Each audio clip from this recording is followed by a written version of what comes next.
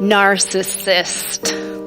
It sounds nasty, doesn't it? Like an open, oozing sore, painful to experience.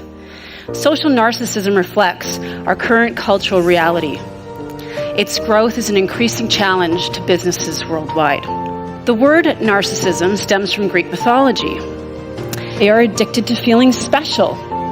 Admiration is everything. And if left unchecked, this cyst boils over into feelings of entitlement, blame, overrating one's abilities, lashing out at criticism, arrogance, and bullying, with very little room for empathy. You all know one. You might even be sitting beside one. You might even be one. Well, one thing we know for sure is that their numbers are increasing. 30-year study reviewed the narcissistic and empathetic traits of college students. In the 1980s, when the study began, the numbers were pretty good. 30% showed high traits of narcissism, with 70% showing traits of empathy. 30 years later, into our millennial generation, the inverse is true. They found that 70% of the students had high narcissistic traits, and only 30% had traits of empathy. You know what? If I was going to go on like some sort of brutal mission into the wilderness, you know who I'd want at my side? A hardcore survivor of narcissistic abuse. Because I got to tell you, people who have survived this and are still relatively intact are probably some of the most sort of badass people in our midst. So let's talk about that. Let's land this on it's not all just confusion and it's not all self-doubt. There's also a remarkable amount of growth that takes place. And all of the patterns of narcissistic abuse that can result in all kinds of dysfunction and disability and distress and health problems is not, again, it's not a very pretty picture. But as I really believe that misses something.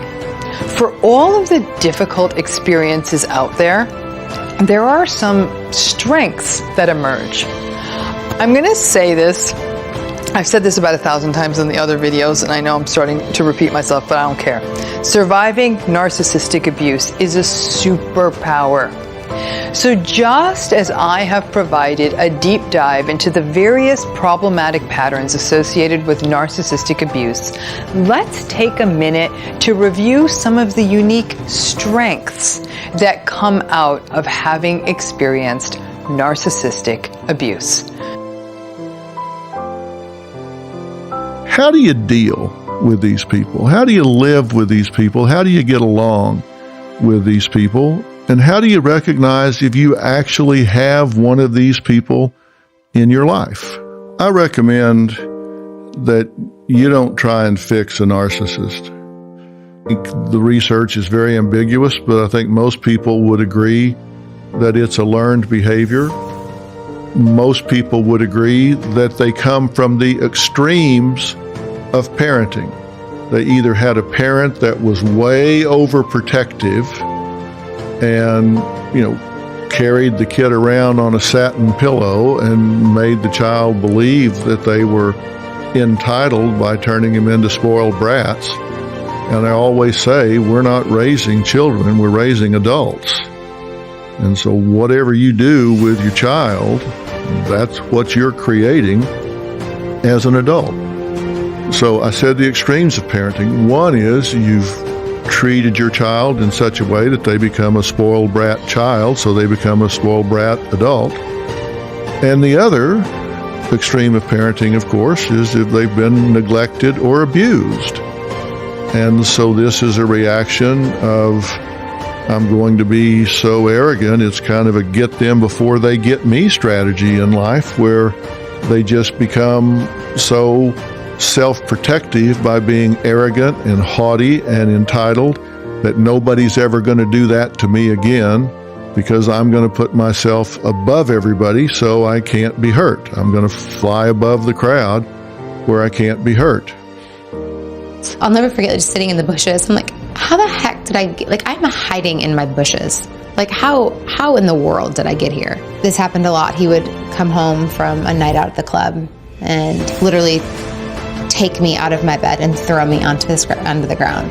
He said he was going to kill me, choked me, did all those things, and then I was like, this is it. You felt like you came face to face with the end of your life. Yeah, my grandpa has always been my angel, and I remember praying to him saying, I don't even want to be here anymore because I don't know how to get out of this situation. So if there is a happier place, like, let me come to you, or either save me or take me from this place so I don't have to be here anymore because I don't know how to get out. And when we were struggling, he was choking me, and I see everything. I see my mom, I see my funeral. Like, I literally have like that flash of like my whole life. And I just remember, like, I screamed out my mom's name, like, and that's the last thing I remember.